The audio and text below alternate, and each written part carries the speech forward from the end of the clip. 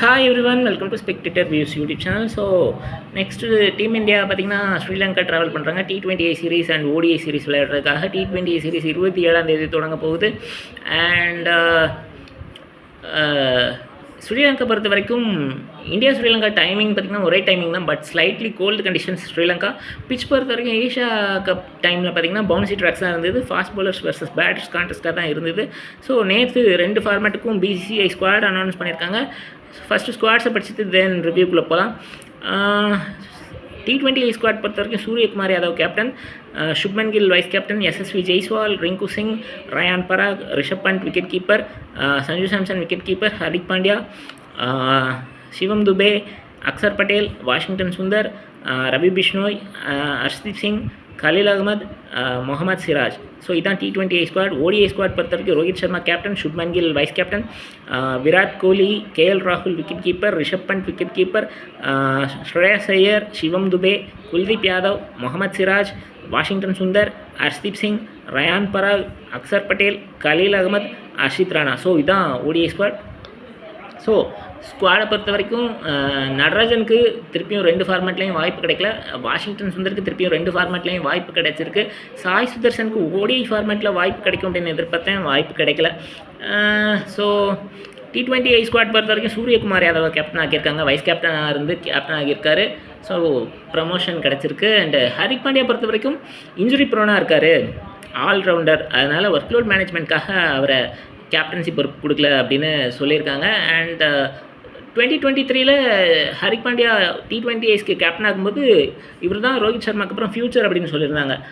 But ODI world கப்பில் பார்த்திங்கன்னா 2023 injury ஆகி ரூல்ட் அவுட் ஆகியிருக்காரு. ஸோ ஒர்க்லோட் மேனேஜ்மெண்ட்காக அவருக்கு கேப்டன்சி கொடுக்கலன்னு தகவல். அண்ட் இன்னொரு விஷயம் என்னென்னா, கம்பீர் 3 ஃபார்மேட்லேயும் ஹர்திக் பாண்டியா விளையாடணும் அப்படின்னு ஆசைப்படுறாரு அப்படின்னு ஒரு தகவல் இருக்குது. ஸோ அதன் காரணமாகவும் ஒர்க்லோட் மேனேஜ்மெண்ட் காரணமாகவும் அவருக்கு கேப்டன்சி கொடுக்கல அப்படின்னு ஒரு தகவல். ஸோ சூரியகுமார் யாதவ் பொறுத்த வரைக்கும் வேர்ல்டு கப்பில் இன்டென்ஸ்டாக நல்லா விளையாடிருக்காரு, ஃபீல்டிங் நல்லா பண்ணியிருக்காரு, பேட்டிங் நல்லா பண்ணியிருக்காரு. ஸோ அவருக்கு ஒரு நல்ல promotion. Shubman Gill vice captain அப்படிங்கிறது நான் எதிர்பார்த்தது தான், ஏன்னா ஜிம்பாப்வேயில் கேப்டன்சி நல்லா பண்ணியிருக்காரு, நல்ல hard hitting batter. So vice captain அப்படின்றது எக்ஸ்பெக்டட். அண்ட் SSV ஜெய்ஸ்வால் அவரும் அவருடைய இடத்த ரீட்டைன் பண்ணியிருக்காரு, நல்ல ஹார்ட் ஹிட்டிங் பேட்டர்.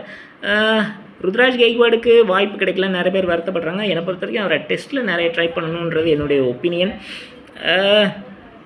அதே போல் ரிங்கு சிங் அவருடைய இடத்த ரீட்டைன் பண்ணியிருக்காரு.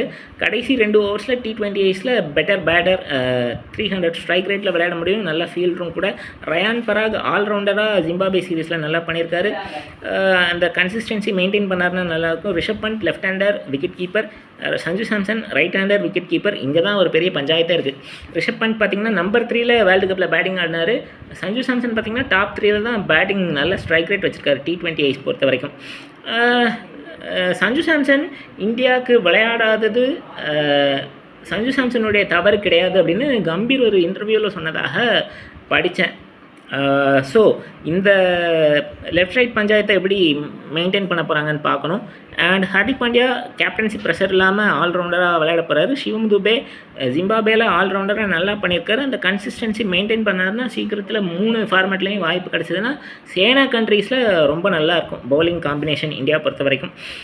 இந்த வருஷம் ஐ திங்க் ஆஸ்திரேலியாவும் போக போகிறாங்கன்னு நினைக்கிறேன் இந்த வருஷ கடைசியில் டீம் இந்தியா டெஸ்ட் ஆடுறதுக்கு.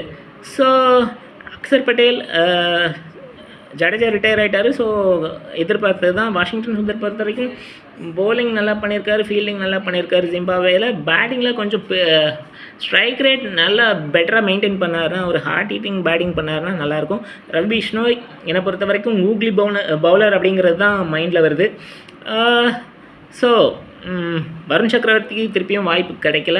பட் லெஃப்ட் ஹேண்டர்ஸ்க்கு அகேன்ஸ்டாக ரவி பிஷ்னோய் நல்லா பவுலிங் போடுவார். அண்ட் இன்ஃபேக்ட் இந்த நேரத்தில் பார்த்தீங்கன்னா ஜாதவேத் சுப்ரமணியன் எனக்கு மைண்டில் வராரு. TNPL பிளேயர், போன வருஷமும் இந்த வருஷமும் டிஎன்பிஎல்ல நல்லா பவுலிங் போட்டுட்ருக்காரு. பட் டிஎன்பிஎல் பிளேயர்ஸ் எல்லாருமே பார்த்திங்கன்னா ஐபிஎல் ஆடிட்டு தான் இந்தியாவுக்கு வந்திருக்காங்க. ஸோ பார்க்கலாம் ரவி பிஷ்ணா எப்படி விளையாட போகிறாருன்னு. ஹர்ஷ்தீப் சிங் பொறுத்த வரைக்கும் வேர்ல்டு கப் வின்னிங் டீமில் இருந்திருக்காரு. ஸோ எதிர்பார்த்தது தான். பட் ஸ்லாக் ஓவர்ஸ் எக்ஸ்பென்சிவாக பார்த்துக்கணும்.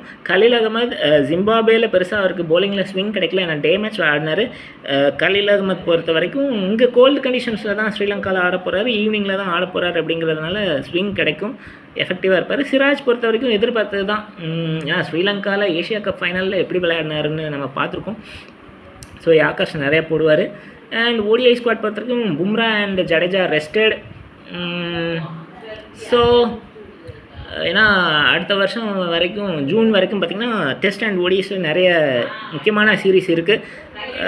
ரோஹித் சர்மா கேப்டனாக கம்பேக் பண்ணியிருக்காரு. சுப்மன் கில் இங்கேயும் vice captain. Virat Kohli comeback பண்ணியிருக்காரு. கேஎல் ராகுல் ரைட் ஹேண்டர் விக்கெட் கீப்பர்.